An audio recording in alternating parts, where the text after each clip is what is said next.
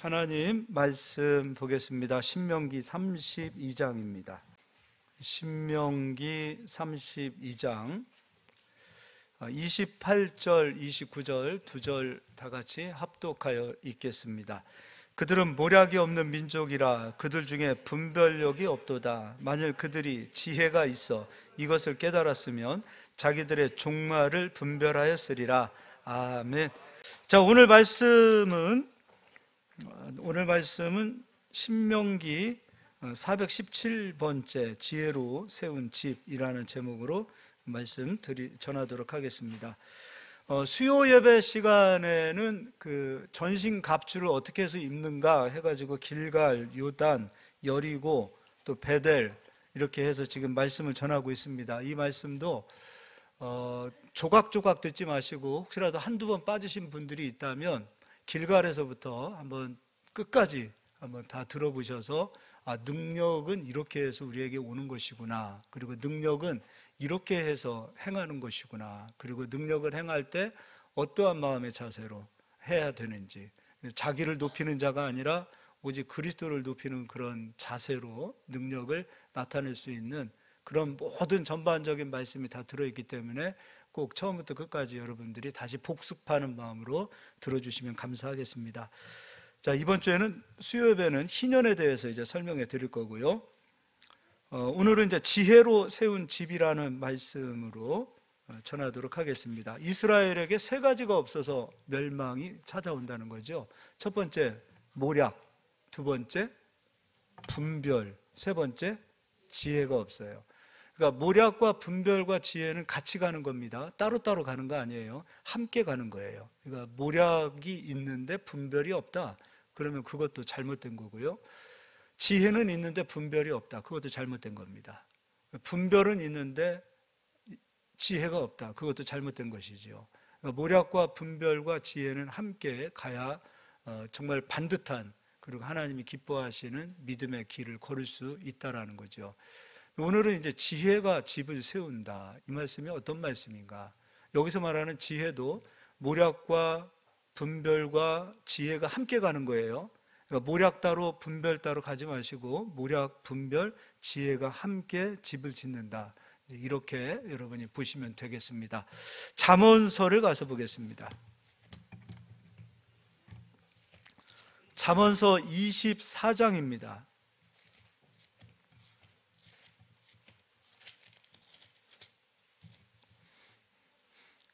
24장 3절 말씀을 한번 볼까요? 3절. 잠언서 24장 3절. 네, 우리 다 같이 합독하여 읽겠습니다. 집은 지혜로 말미암아 건축되고 명철로 말미암아 견고하게 되며, 집이 지혜로 말미암아 건축이 된다는 것이죠. 집이, 여기서 말하는 집은 우리가 사는 집 그것만 말하는 것이 아니에요. 하나님 나라를 위해서 세워지는 모든 것들은 다 지혜로 세워지는 거예요. 우리 어제 배운 거 아모스서를 줄임말이 뭐라 그랬습니까? 이제 잘하시네요. 자, 아모스 하서 한번 보겠습니다. 아모스.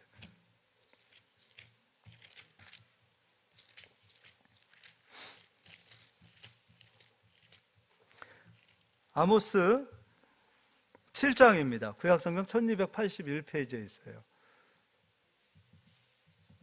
아모스서는 대선지서입니까? 소선지서입니까? 소선지서. 어제 배웠죠? 네. 우리 아이들은 다 기억하고 있을 것 같아요. 자, 아모스 7장입니다. 아모스 7장에 하나님께서 이스라엘을 보니까 안 되겠다, 내가 이 녀석들 심판해야 되겠다라고 하나님께서 작정하셨을 때, 이제 첫 번째 7장에 하나님께서 2절을 보니까 메뚜기가 땅의 풀을 다 먹으리라. 내가 이르되 주 여호와여 청하건대 사하소서. 야곱이 미약하오니 어떻게 서리이까 하매. 하나님께서 첫 번째 메뚜기, 기근이죠. 이 기근의 재앙으로 이스라엘을 치려고 하나님께서 작정하셨어요. 그때 아모스가 하나님께 기도합니다. 하나님, 야곱이 너무 미약합니다.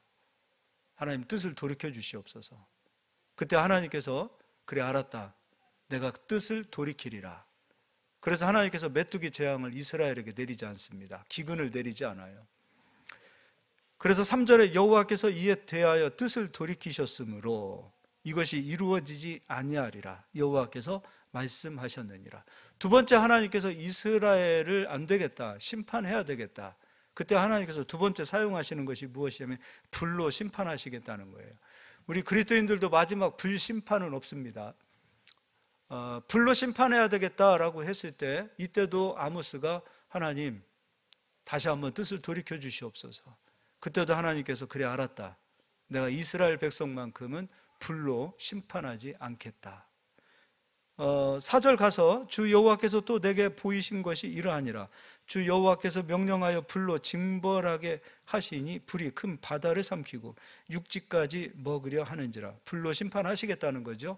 근데 이때도 5절 이에 내가 이르되 주 여호와여 청하건대 그치소서. 야곱이 미약하오니 어떻게 서리이까 하며 주 여호와께서 이에 대하여 뜻을 돌이켜 주 여호와께서 이루시되 이것도 이루어지지 아니하리라 하시니라. 이것도 하나님께서 이루어지지 않게 하시겠다는 거죠. 근데 세 번째는 피할 수가 없었습니다. 세 번째 심판이 무엇이냐면, 이게 심판일까? 라고 생각할 수 있지만 이 세 번째 심판은 하나님께서 이스라엘에게 다림줄을 놓겠다는 거예요. 다림줄 심판은 하나님께서 거두지 않으십니다. 7절 또 내게 보이신 것이 이러하니라. 다림줄을 가지고 쌓은 담 곁에 주께서 손에 다림줄을 잡고 서셨더니. 다림줄이 뭐 하는 것인가? 건물을 반듯하게 세우는 데 있어서 틀어지지 않도록, 기울지 않도록 그 다림줄은 건물이 반듯하게 세워질 수 있도록 어떤 면에서 보면 기준이 되어지는 거예요. 제가 이 벽돌을, 저희 교회는 벽돌 공사죠. 이제 벽돌을 쌓을 때 오야 되시는 분이 있어요. 그분은 이제 연세가 많으신데도 벽돌을 직접 쌓지는 않습니다. 근데 그분이 날카로운 매 눈으로 절대 놓치지 않고 보시는 게 있어요. 그게 무엇이냐면 바로 다림줄입니다. 아무리 기술자들이 기공 하시는 분들이 실력이 있다 하더라도 다림줄만큼은 견눈줄로 계속해서 매 눈으로 보세요. 그리고 아니다 싶으면은 이거 다시 놓아라 해서 다시 놓습니다. 다림줄의 그 기준이 그거예요. 건물을, 벽돌을 반듯하게 세우는 겁니다. 기울어지지 않도록, 틀어지지 않도록. 그런데 다림줄의 특징이 그거지요. 다림줄로 재어봤을 때 건물이 너무나 기울어져 있다, 벽돌로 얘기를 들자면 벽돌이 너무나도 비틀비틀하다, 그러면 그 비틀비틀한 벽돌 위에 다시 건물을 짓지 않습니다. 하나님께서는 다림줄의 기준으로 보았을 때에 너무나 비틀어지고 너무나 기울어진 그 모든 건물은 헐어버리십니다. 이게 하나님의 심판이라는 거예요. 그래서 8절에 여호와께서 내게 이르시되 아모스야 내가 무엇을 보느냐? 내가 대답하되 다림줄이니이다. 주께서 이르시되 내가 다림줄을 내 백성 이스라엘 가운데 두고 다시는 용서하지 아니하리니. 근데 여기에서 하나님께서 허무시는 것들이 있습니다. 무엇을 허무시는가? 9절에 이삭의 산당들이 황폐되며, 이삭의 산당이 무엇인가? 하나님을 예배하고자 찾아오는 처소들을 말합니다. 하나님을 예배하고자 지었던 건물들을 말합니다. 그것도 허무시겠다는 겁니다. 아니, 하나님 예배하고자 하나님을 위해서 만들어 놓은 집들을 왜 하나님 허무십니까? 다른 거 허무지 않습니다. 하나님은 하나님 위하여 만들어 놓은 집이, 하나님 위하여 세워진 모든 것들이 다림줄을 보았을 때에 비틀어져 있거나 기울어져 있거나 반듯하지 않으면 허무시겠다는 거예요. 그뿐만 아니죠. 이스라엘의 성소들이 파괴될 것이라. 하나님께 예배하는 성소, 요즘 말로 하면 교회가 파괴된다는 거예요. 다림줄은 세상을 심판하는 게 아니에요. 그리스도인들이, 지금 우리말로 하면 그리스도인들이 하나님 위하여, 하나님 나라를 위하여 우리가 이러한 일들을 했습니다 라고 말하는 것들, 하나님을 예배하기 위하여 모여든 교회들, 하나님 위하여 선교하겠습니다 하고 하는 선교 단체들, 하나님 위하여 우리가 이러한 기업이 되겠습니다라고 말하는 그런 기업들, 다 하나님 위해서 우리들이 하죠. 하나님, 우리 기업은 하나님 위해서 합니다. 내가 돈 버는 것도 하나님 위해서 합니다. 다 하나님 나라를 위해서 하고자 했던 모든 것들이 다림줄로 보았을 때 기울어져 있고 반듯하지 않으면 하나님 위하여 만들어진 것들을 하나님은 파괴하시겠다는 거예요. 교회를 하나님이 영원히 지켜주신다. 반듯하지 않으면, 다림줄을 놓았을 때 반듯하지 않으면 하나님 그 교회 허무십니다. 지금 지진이 일어나고 있는 그 터키 땅을 보십시오. 너무 가슴이 아파요. 초대교회 때 그 아름다웠던 교회들은 그 복음의 다 성지들 아닙니까? 그 복음의 성지들. 근데 복음의 성지들이라고 할 수 있는 그곳에 복음이 남겨져 있지 아니하고 이슬람 땅이 돼버리고 이교도 땅이 돼버리고 있는 그 아픈 현실들. 그 땅에 찬란했던 교회들도 세워져 있었는데 그 교회들은 터조차도 찾아볼 수 없을 만큼 되어지는 그런 상황들. 이 다림줄은 다른 걸 심판하는 것이 아니에요. 바로 하나님 위하여 만들어진 처소들이 심판을 받는 거예요. 우리 기업도 여러분 안전하다고 말씀하지 마십시오. 하나님이 지켜주신다, 임마누엘 하신다. 다림줄이 놓이면 끝나는 겁니다. 하나님께서 다림줄을 놓고 보았을 때, 그래, 너희 기업은 세상 모략을 가지지 않냐고, 정말 분별을 가지고 지혜를 갖고 믿음으로 세운 집이구나. 그 기업 하나님이 지켜주시죠. 다림줄을 놓고 보았을 때 온통 세상의 모략으로 기업이 세워져 있고, 이게 하나님의 것인지 세상의 것인지 분별도 못하고 자기 소견대로 세워진 기업이라면, 지혜가 없이, 여호와를 경외함이 없이 자기 기분과 자기 감정에 따라서 세워진 집이라면 그 기업 다림줄 놓였을 때 하나님께서 허무시겠다는 거예요. 이 땅의 그리스도인들이 다 부자가 되어서 하나님 나라를 크게 이루면 얼마나 감사합니까? 근데 하나님께서 다 세워주시는 것이 아니에요. 다림줄이 놓였을 때 안 되겠다, 너무 기울어졌다, 기울어진 것을 고쳐서 세우시지 않으시고 허무시겠다는 거예요. 그리고 다시 세우시겠다는 거예요. 이게 다림줄이에요. 다림줄은 이방인에게 놓이는 게 아니에요. 믿는 자들에게 놓이는 게 다림줄이라 이거예요. 우리 각자 한 사람 한 사람이 하나님을 위하여 일하고 하나님을 예배하고자 섬기는 저희 모든 성도들이라 할지라도 언젠가 다림줄이 놓이는 그 순간에 너 믿음이 내가 보았을 때 비틀어져 있고 반듯하지 않구나. 그럼 개인도 무너뜨리시고요, 우리의 가문도 무너뜨리시고요, 가정도 무너뜨리세요. 고쳐서 쓰시는 분이 아니라 허물어뜨리고 쓰시겠다는 거예요. 이방인들, 믿지 않는 자들은 아예 고쳐서 쓰실 수도 있겠다 하겠지만, 믿는 자들은 고쳐서 쓰지 않고 허무셔요. 바닥을 치게 하세요. 그리고 다시 일으켜 세우실 거예요. 무엇을 가져야 되겠어요? 모략과 분별과 지혜를 가져야 되겠죠. 빨리 버려야 될 것이 무엇이에요? 세상 수단과 방법으로 세워진 것들이 있다면 다 무너뜨리세요. 아버지가 손대시기 이전에 회개하시고, 이제 주님의 모략으로 제가 이 기업이 일어서기를 소망합니다. 주님께 구하고 반듯하게 분별하고 여호와를 경외하는 그 아브라함과 같은 그 심정으로 제단을 쌓으셔야 된다는 거예요. 믿는 자들이 비전이 너무도 아름다워요. 어떤 분들 얘기하다 보면 그분의 그 비전대로라면 하나님의 나라가 벌써 온 세상을 다 확장할 것 같아요. 교회가 벌써 부흥할 것 같아요. 그분들의 말대로라면 세상이 온통 천국이 될 것 같아요. 근데 왜 그런 비전들을 하나님이 안 쓰실까요? 비전이 있다고 해서 하나님 쓰시는 거 아니에요. 비전은 가지고 있으나 수단과 방법을 가지고 세상 모략으로 그것들을 이루려고 하는 자들을 하나님이 도우실 이유가 없어요. 모략은 세상 사람들이 사용하면 거짓말하는 것이고 수단과 방법을 사용하지 않는 것이죠.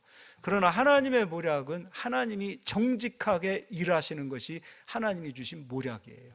그거 가지고 일어서야 될 거 아니에요. 분별해야 될 거 아니에요. 이것이 하나님의 기업이라고 말하고 있다면 하나님이 기뻐하시는 기업이 될 수 있도록 하나님께서 기뻐하시는 뜻이 무엇인가? 로마서 12장 1절 2절에 그것이 신령과 진정으로 드리는 영적 예배 아닙니까?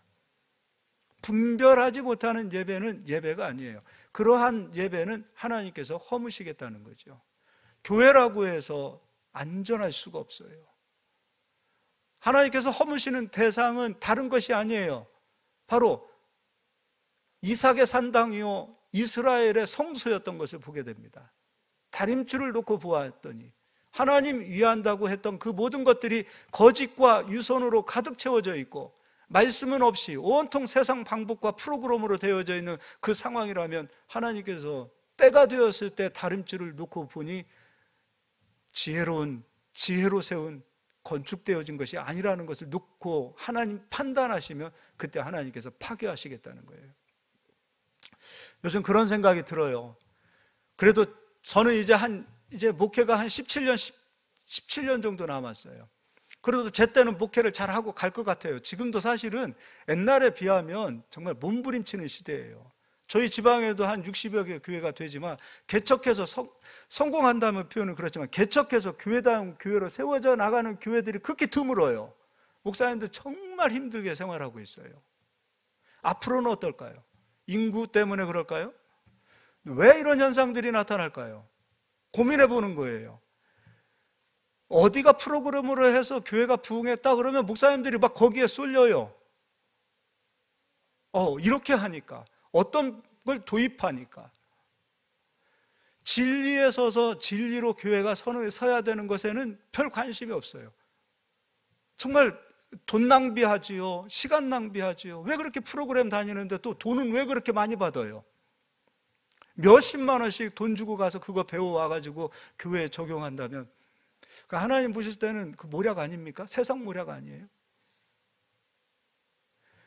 엉덩이 붙이고 정말 진리가 무엇인가를 알고 하나님 앞에서 말씀으로 씨름하고서 말씀 하나하나를 캐내어 성도들에게 심겨주고 간다면 더디 가는 것 같지만 때가 되면 하나님께서 그런 곳에서 역사하시는 거예요. 우리 성도님들 마찬가지입니다. 기업도 마찬가지입니다. 더디 가는 것 같지만 정직하게 진실하게 말씀으로 기업을 세워보십시오. 때가 되면 하나님께서 일으켜 세우시고 역사하실 겁니다. 세상 지혜, 세상 모략, 세상적인 것들을 버릴 수만 있으면 버려보십시오. 그리고 하나님 앞에서 정말 발가벗겨진 그런 심정으로 하나님 나를 다시 한번 이렇게 세워주십시오. 그렇게 되어질 때 하나님께서 우리의 기업을 일으켜 세워주시고 우리의 뿔을 높여주시고 우리의 지쳐있는 이 심령을 하나님께서 생기를 주시고 능력을 주셔서 다시 우리를 통해서 크게 역사하실 줄 믿습니다. 우리 이제 일어서야 됩니다. 일어설 수 있는 것은 다른 것이 아니에요. 진리로 서야 돼요.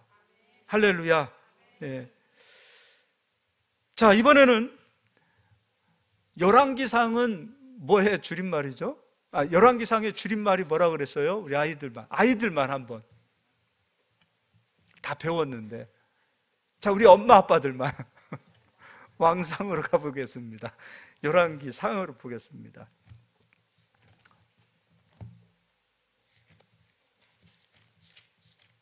열왕기상 12장입니다.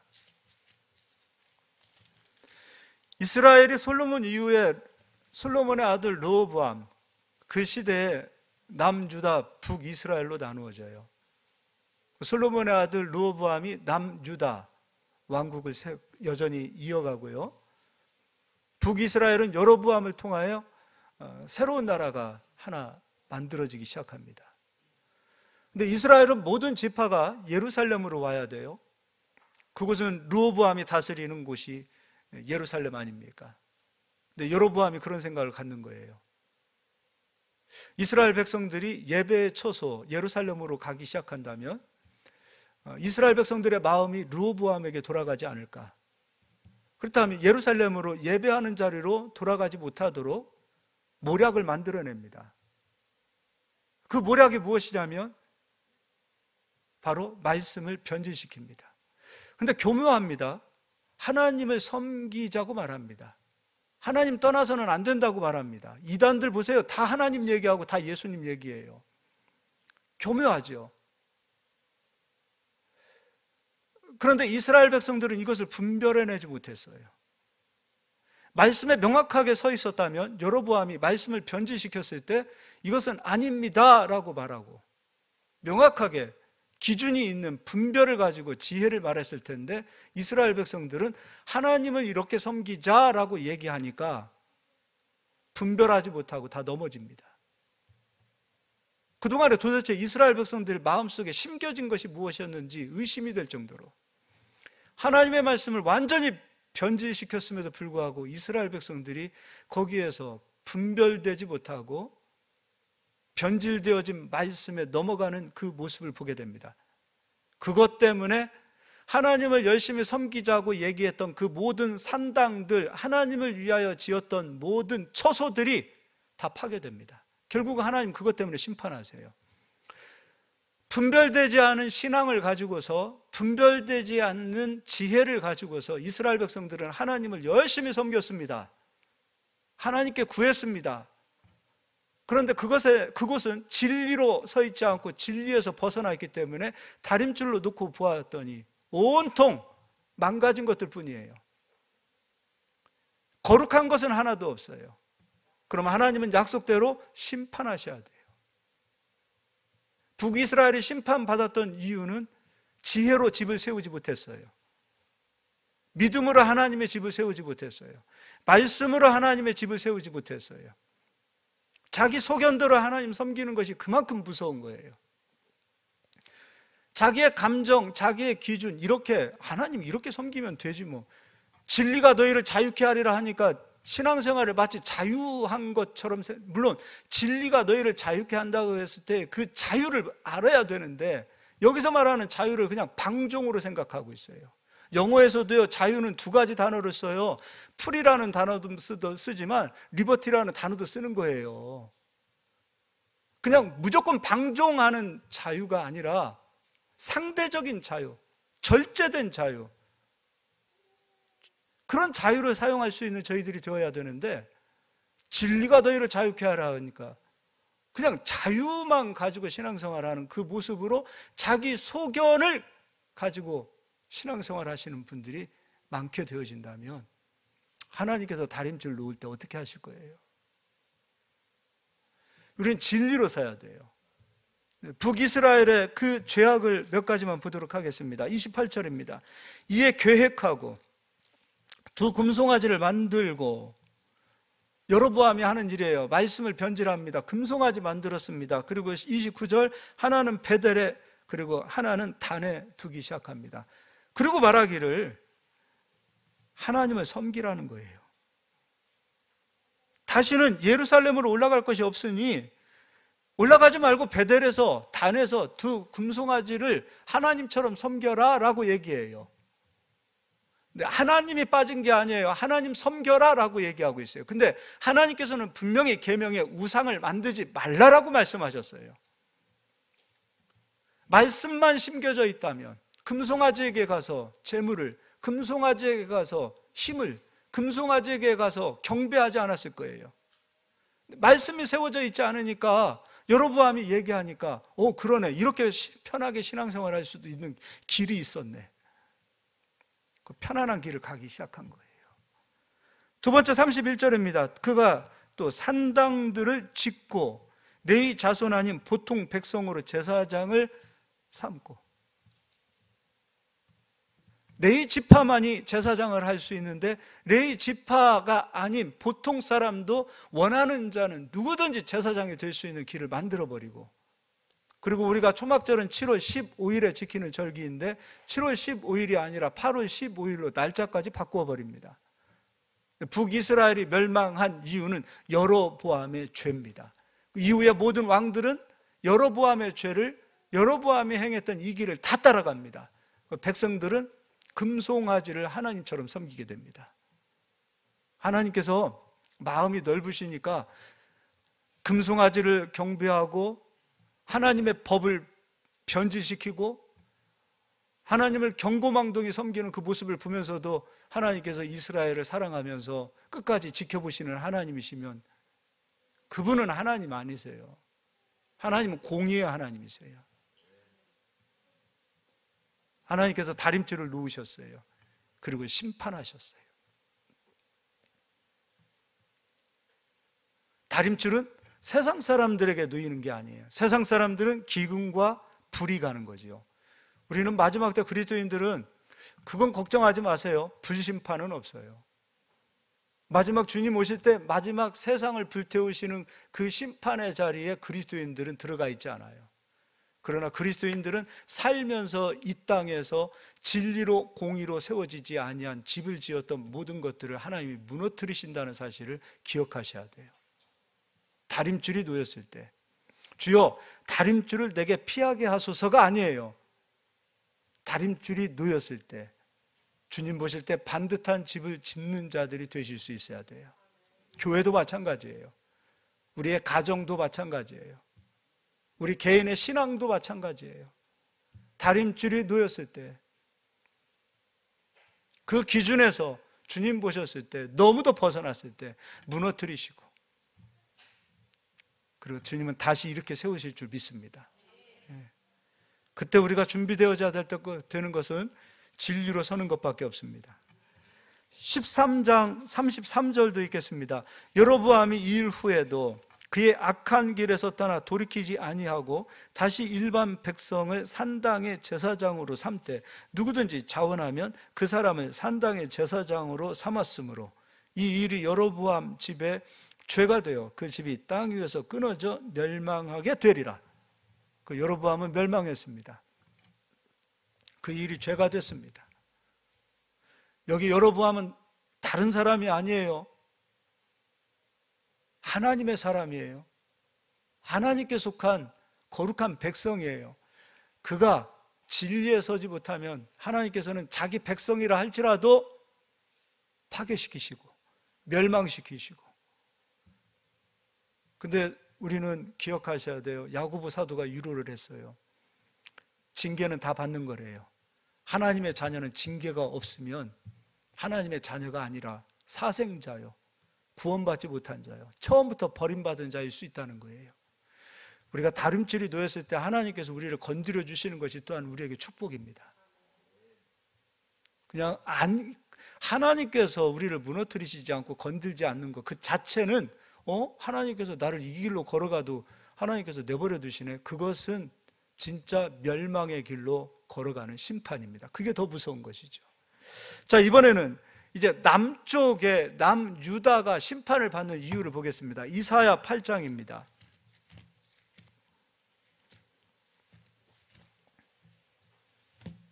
자, 우리 이사야는 이사야의 줄임말은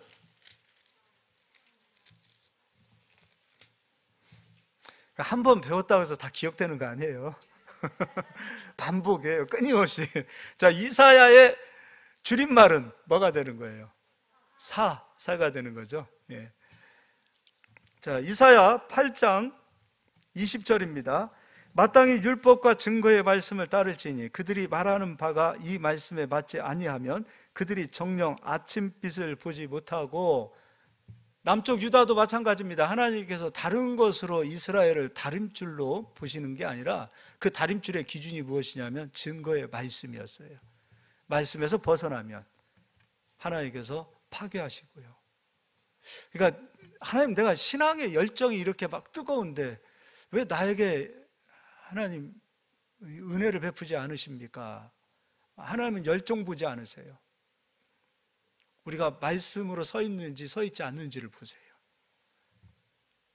신앙의 뜨거운 열정이요, 말씀으로 서 있지 않으면 처음에는 뜨겁다가 냄비처럼 살아요. 어떨 때는 푹 식어지고, 어떨 때는 자기 감정에 막 돌진하고. 목회하면서 제일 어려운 대상이 그거예요. 이렇게 우리가 그런 표현을 하죠. 칼춤 추는 것 같아요. 어떨 때는 막 타올라요. 그러다 어떨 때는 막 주변도 상황도 보지 않아요. 자기 기분 감정에 확 주저앉아요. 경계 대상이 1호예요. 그 신앙은 믿을 수 없어요. 잠깨라고 누가 저기 하나? 감정, 열정, 그거 믿지 마세요. 자신의 감정에 속지 마세요. 제가 신명기 말씀 강의하면서 항상 했던 얘기가 있어요. 자신의 열정에 속지 말라는 거예요. 내가 지금 열정이 있고 자신감이 있기 때문에 뭔가 할 것 같다, 거기에 속지 마세요. 내 자신감과 내 열정으로 일하는 거 아니에요. 일은 하나님께서 말씀으로 하시는 거예요. 제발 그리스도인들이 우리 속에 말씀이 심겨졌을 때 그 말씀이 일하는 것을 보고 손으로 만지는 자리까지 들어가셔서 하나님 주신 그 열매를 좀 누리는 저희들이 되셔야 돼요. 나의 감정을 믿지 마세요. 나의 열정을 믿지 마세요. 내 자신감을 믿지 마세요. 다른 말로 자기 자신을 믿지 마세요. 이 세상에서 제일 믿을 수 없는 대상이 자기 자신이에요. 오직 믿음의 대상은 예수 그리스도 한 분이세요. 목사님 믿지 마세요. 저도 저를 믿지 않아요. 사람 믿지 마세요. 저도 저를 믿지 않는데 누구를 믿을 수 있겠어요? 이 세상에서 사기당하기 제일 좋은 사람들이 누군 줄 아세요? 비전이 있는 사람이에요. 그리고 자신감이 있는 사람이에요. 그들은 항상 보면 비전이 있어요. 호황된 막 찬란한 꿈이 있어요. 거기에 열정과 자신감까지 있으면 사기당하는 1순위라는 거예요. 비전과 꿈으로 하나님 일하시는 거 아니에요. 자신감, 열정을 보시고서 일하시는 분이 아니신 거예요. 우리 속에 심겨진 말씀을 보고 일하시는 하나님이세요. 의지할 수 있는 대상은 말씀이세요. 그리고 오직 예수 그리스도세요. 여러분 솔직하게 자기 자신을 보세요. 자기 믿을 수 있는 사람 있습니까? 아내를 믿어요? 남편을 믿어요? 결혼하기 전에는 남편을 믿고 아내를 믿었다가 결혼 이후에는 정말 믿을 수 없는 사람이네. 그래요. 사람은 믿을 수 없어요. 변했다가 아니에요. 원래 그런 사람이에요. 원래 그런 인간이에요. 그게 사람이에요. 그걸 볼 수 있는 눈이 좀 열렸으면 좋겠어요. 자신에게는 실망 안 하고 남에게만 실망하는 것도 문제예요. 자신이 이런 존재라는 것을 알고 내가 이런 형편없는 사람이라는 것을 깨닫고 나야 비로소 남도 보이기 시작하는 거예요. 내 속에 있는 들보부터 빼놔야 돼요. 믿음의 대상은 오직 예수 그리스도이심을 믿으시길 바랍니다. 30장을 한번 뒤로 넘겨서 보겠습니다. 이사야 30장입니다.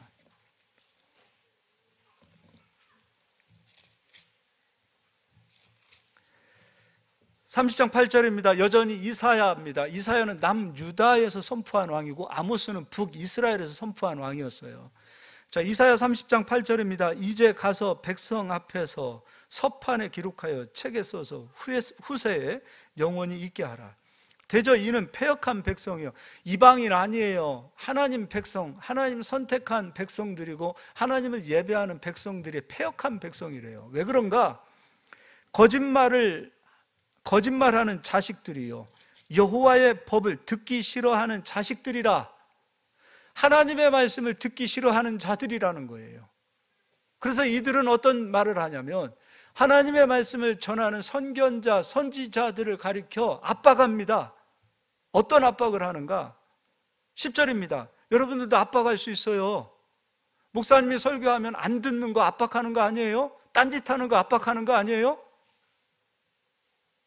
아예 듣기 싫은 소리 또 하고 있네, 그 압박하는 거 아니에요? 뭘로 표현할 거예요? 안 듣는 척하면 되는 거 아니에요? 딴짓하면 되는 거 아니에요?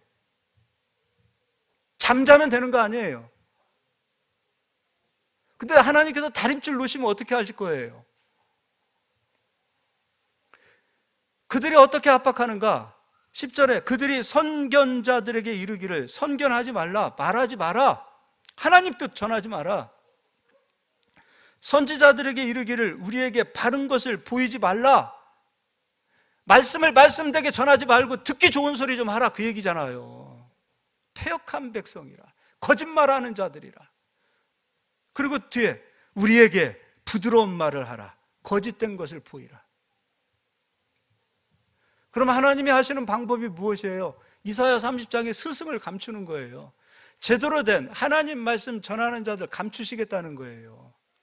아모스는 선지자가 아니었어요. 농사꾼이었어요. 근데 그 시대에 거짓말하는 선지자들이 너무 많아서 하나님께서 너무 답답해서 일자무식 아모스 데려다가 하나님 말씀 전하게 했어요. 똑똑한 사람들 데려다가 세상을 좀 변화시키려고 해보았더니 똑똑한 사람들이 거짓말을 하고 있어요. 부드러운 말을 하고 있어요. 성도들 듣기에 그냥 귀에 꿀을 그냥 뚝뚝 떨어뜨리는 말들을 하고 있어요. 얼마나 답답하셨으면 일자부식 아모스 데려다가 하나님 말씀 선포하겠어요.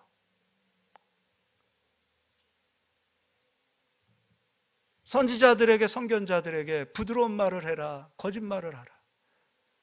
진리를 도통 듣기 싫어하는 거죠. 그 결과는 무엇이에요? 다림질이 이제 놓이게 되어졌을 때 말씀으로 세워지는 집들 아니에요. 자, 근데 이 사람들 보세요. 안 듣는 사람들이 아니에요. 듣는 사람들이에요. 예배 안 하는 사람들이 아니라 예배하는 사람들이에요. 하나님을 위해서 열심히 땀 흘리는 사람들이에요. 근데 다림질이 놓였을 때 하나님은 여호와의 처소를 다 허물어 버리시고 이스라엘의 처소를 다 허물어 버리십니다.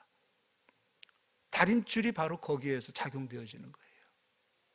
결과는 어떻게 되어지는가? 11절도 너희는 바른 길을 버리며 첩경에서 돌이키라. 이스라엘의 거룩하신 일을 우리 앞에서 떠나시게 하라 하는도다. 결과적으로 열왕기 하를 가서 보도록 하겠습니다.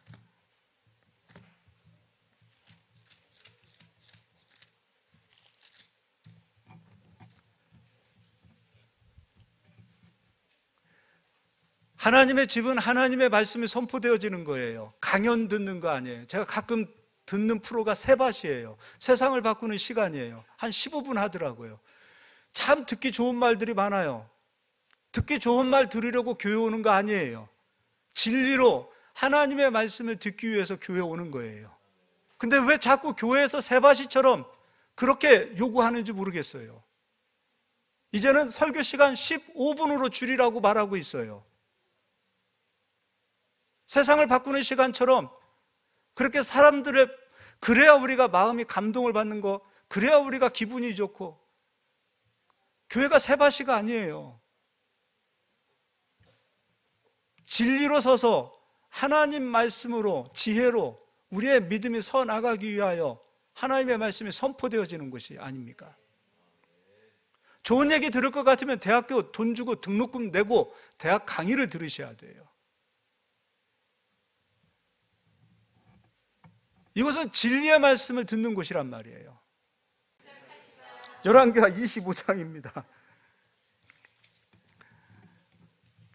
자, 다림질이 놓였을 때 하나님의 처소만 흔들리는 것이 아니라 이스라엘의 처소가 같이 흔들려요. 하나님의 백성들이 순환을 받는 시대가 언제인가? 다림질이 놓였을 때라는 거예요. 하나님 이스라엘을 보았더니, 다림줄을 대보았더니 지혜로 세워진 집이 없어요. 오늘 보았잖아요. 야, 거짓말 좀 해, 부드러운 말 좀 해. 온통 이스라엘 백성들의 생각이 바로 여기에 머물러 있을 때, 하나님께서 이스라엘에게 다림줄을 놓았을 때 너무나 기울어져 있는 거예요.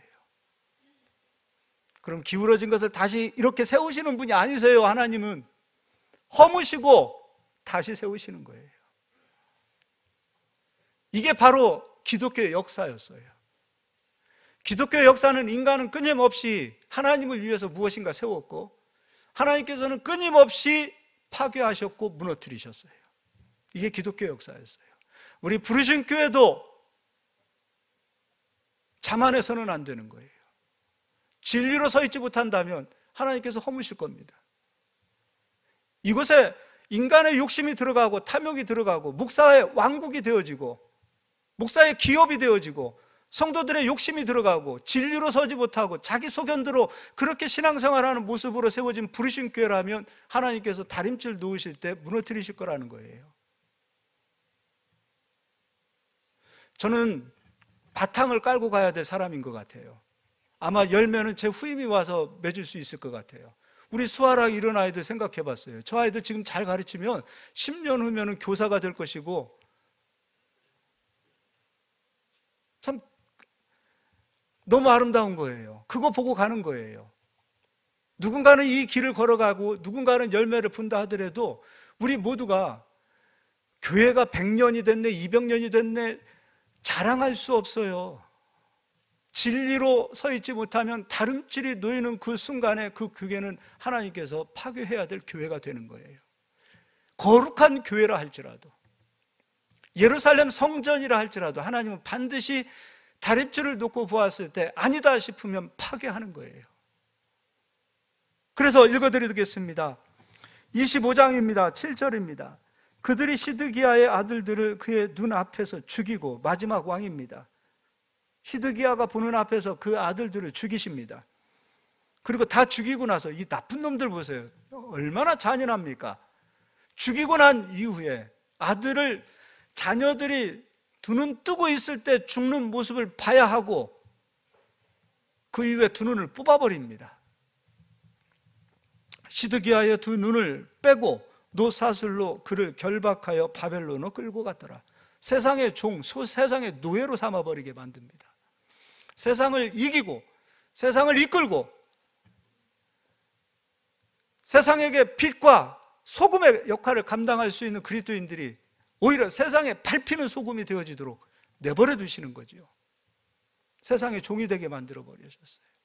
이스라엘의 처소, 바로 우리의 처소, 우리의 기업, 하나님 무너뜨리십니다. 두 번째, 하나님께 예배했던 13절입니다. 갈대아 사람이 또 여호와의 성전의 두 녹기둥과 받침들과 여호와의 성전의 놋바다를 깨트려 그 놋을 바벨론으로 가져가고, 하나님의 처소, 이 거룩한 처소도 이게 바벨론 왕이 파괴했다가 아니에요. 하나님께서 바벨론 왕 불러다가 성전을 파괴하게 하신 거예요. 하나님 하신 거예요. 이것도 하나님이 하시는 일이에요. 마귀가 했다? 그렇지 않아요. 하나님의 허락 없이 어떻게 마귀가 이 일을 할 수 있어요? 하나님의 허락하지 아니하고서 어떻게 느부갓네살이 자기 임의대로 이스라엘의 거룩한 처소와 성전을 파괴할 수 있겠습니까? 하나님 하신 겁니다. 마태복음 7장을 가서 보겠습니다. 7장 15절입니다. 거짓 선지자들을 삼가라, 분별하라. 거짓 선지자들을 분별하라. 여러분들도 혹시 그러신 분이 있지 않으실까 싶습니다. 부드러운 말을 해야 되고 거짓말도 좀 해야 되고. 우리 목사님은 왜 이렇게 그냥 부드러운 말을 안 하고 왜 이렇게, 저 부드러운 남자예요. 몰라서 그렇지. 우리 사모님한테 물어보세요. 얼마나 부드러운 남자인지. 거짓 선지자들을 삼가라. 양의 옷을 입고 너희에게 나아가나 속에는 노략질하는 일이라.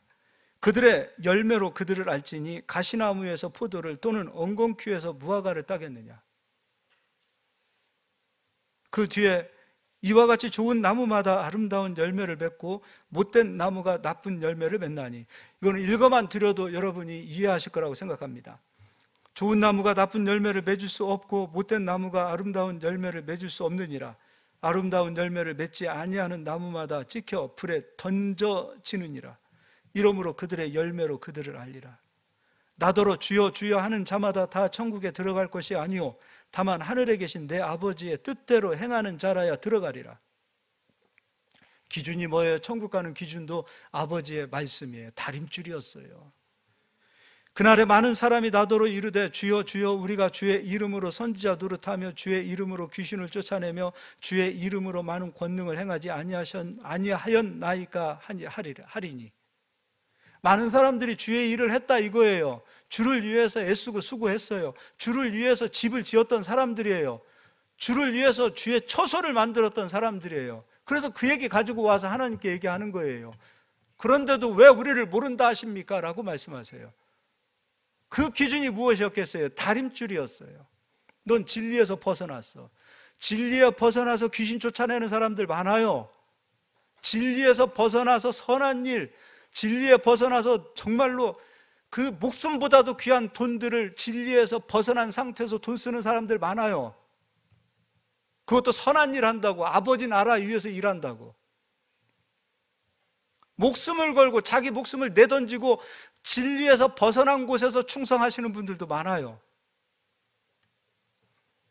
오히려 복음에서 벗어난 곳일수록 목숨 걸고 신앙생활하고 목숨 걸고 헌금하고 목숨 걸고 충성하는 사람들이 많아요. 목숨 걸고 기도하는 사람들 많아요. 신기해요. 진리에 서면 더 충성해야 되는데 오늘 찬양도 그렇더라고요. 하나님 말씀에 목숨 걸고 생명 걸고 충성하고 순종하자 그러는데 진리 안에서 충성하고 목숨 걸지는 않아요. 다 벗어난 곳에서, 진리에서 벗어난 곳에서, 진리가 아닌 곳에서 재산도 다 팔아서 드리고 충성하고 가족도 부모도 버리고 자식도 버리고 충성하는 사람들이 얼마나 많은지 몰라요. 근데 주님이 마지막에 보시겠다는 거예요. 다림줄로 보시겠다는 거예요. 다림줄로. 진리가 벗어난 곳에서 귀신 쫓아낼 수 있어요. 진리가 벗어난 곳에서도 여러분 안수기도 하면은 병도 고침받을 수도 있어요. 심지어 스님들도 병을 고치시더라고요. 스님도 귀신을 쫓아내더라고요. 한참 때는 그 눈에 귀신이 있다 그래가지고 두 눈 뜨게 하고 눈에다 찌르면 귀신이 떠나는 그런 사역을 하시는 분들도 있었어요. 근데 실질적으로 귀신 들린 사람들이 그때 그렇게 하면 떠나는 경우도 있단 말이에요. 그러나 주님이 보시겠어요? 다림줄로 보시는 거예요.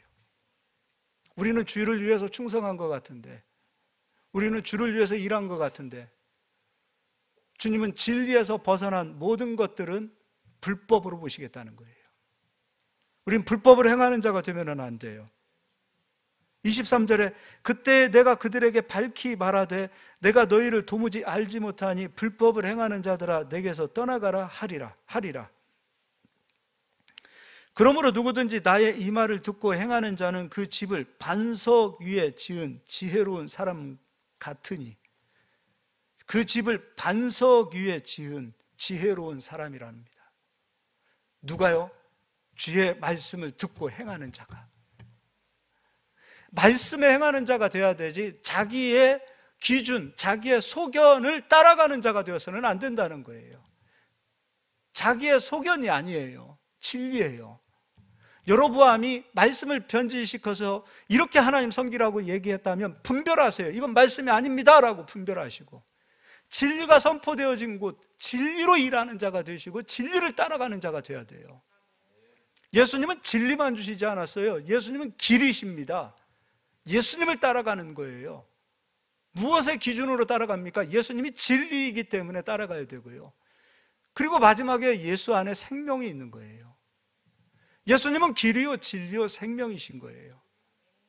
반듯한 기준은 진리밖에 없는 거예요. 우리는 분별해야 되고 세상의 모략을 따르지 마셔야 되고, 이것이 정말 하나님의 뜻인지 사람의 뜻인지를 분별하시고, 사람 듣기 좋으라고 하는 말이 아니에요. 세상으로부터 위로받으려고 하지 마시고 진리로 위로받을 수 있는 저희들이 되셔야 돼요. 좀 깊이 들어가셔야 돼요.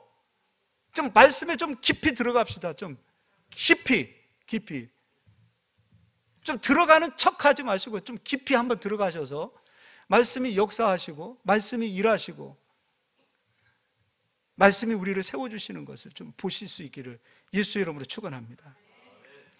25절, 비가 내리고 창수가 나고 바람이 불어 그 집에 부딪히되 무너지지 아니하나니 이는 주추를 반석 위에 놓은 까닭이요. 절대로 무너지지 않는 집, 지혜로 세운 집은 무너지지 않는 거예요. 이 집을 세우셔야 돼요. 수고하고 애썼는데 무너져 보세요. 얼마나 괴롭습니까? 이게 계속해서 반복돼 보십시오. 안 됩니다. 이제 우리는요, 우리 남은 모든 일생 가운데 우리가 세워지는 그 모든 것들은 좀 더디 가는 것 같지만 진리로 한 걸음 한 걸음 가게 되어진다면 주님께서 그 집을 아름답게 세워주실 줄 믿어요. 수단, 방법, 세상적인 머리 똑똑한 거 이런 걸로 막 가려고 하지 마세요. 좀 미련한 것 같지만 주님 말씀 붙들고 가세요. 미련한 것 같지만. 머리 똑똑한 거 자랑하지 마세요. 자기 수단, 머리, 자기 모략을 좀 믿지 마시고요. 주님의 모략을 잡으시고 이것이 하나님의 것인지 이게 세상의 것인지 분별하시고, 분별이 되어졌다면 지혜로 하나님이 기뻐하시는 뜻을 향하여 걸어갈 수 있는 저희들이 되셔야 됩니다. 여호와를 경외하는 그 믿음, 그런 믿음이 되어진다면 반드시 하나님께서 우리 성도님들을 축복해 주실 줄 믿습니다. 제게는 이런 믿음이 있습니다. 우리 부르심 교회 모든 성도님들은 바닥을 치고 부르심 교회에 오셨다 하더라도 하나님께서 반드시 세워주실 줄 믿습니다. 제가 그런 얘기합니다. 티코 타고 왔다가 벤츠 타는 교회가 돼야 됩니다. 저는 그 믿음이 있습니다. 우리 성도님들 반드시 하나님께서 엄청 축복해 주실 줄 믿습니다. 조건이 있습니다. 말씀 안에 들어가셔야 돼요. 모략과 분별과 지혜를 가지고 하나님 일하시는 것을 보시고 하나님께서 역사하시는 것을 손으로 만지고 그 열매로 하나님 앞에 영광을 돌릴 수 있기를 소망합니다. 25절 다 같이 읽고 마치겠습니다. 나의 이 말을 듣고 행하지 아니하는 자는 그 집을 모래 위에 지은 어리석은 사람 같으리니. 27절 비가 내리고 창수가 나고 바람이 불어 그 집에 부딪힘에 무너져 그 무너짐이 심하리니. 하나님이 무너뜨리시는 집이 돼서는 안 돼요. 우리의 기업, 우리의 가정, 하나님께서 세워주시는 기업과 가정이 되시기를 예수의 이름으로 축원합니다. 오늘 우리 마지막 찬양, 말씀에 순종합니다. 그 찬양으로 영광을 좀 돌리겠습니다.